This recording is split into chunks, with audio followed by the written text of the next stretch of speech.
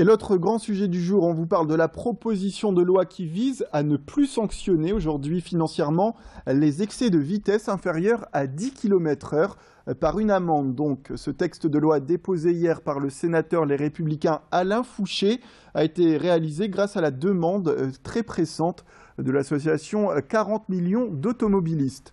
Pour eux, les conducteurs de 4 roues sont pris aujourd'hui à la gorge avec l'augmentation des répressions liées à la conduite.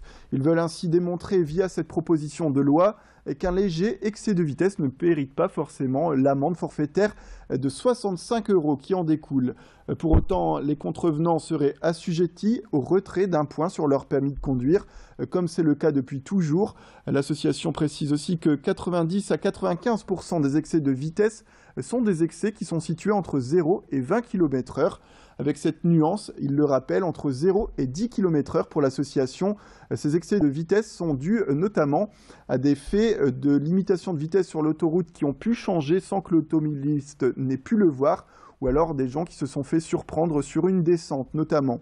Céline Huret a pu rencontrer justement ce matin le responsable régional de cette association.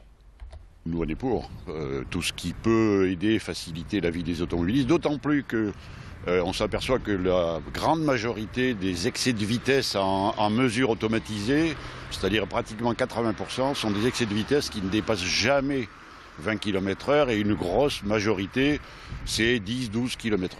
On ne peut pas dire que la sécurité routière soit attaquée par ça. La sécurité routière dit tout le temps que les radars ne sont pas des machines à cache. Donc on les met devant leurs contradictions en disant, puisque c'est vous qui le dites, c'est tout simple, ils ont commis une faute, ils ne payent pas l'amende, donc l'État n'engrange pas d'argent, mais on leur retire les points.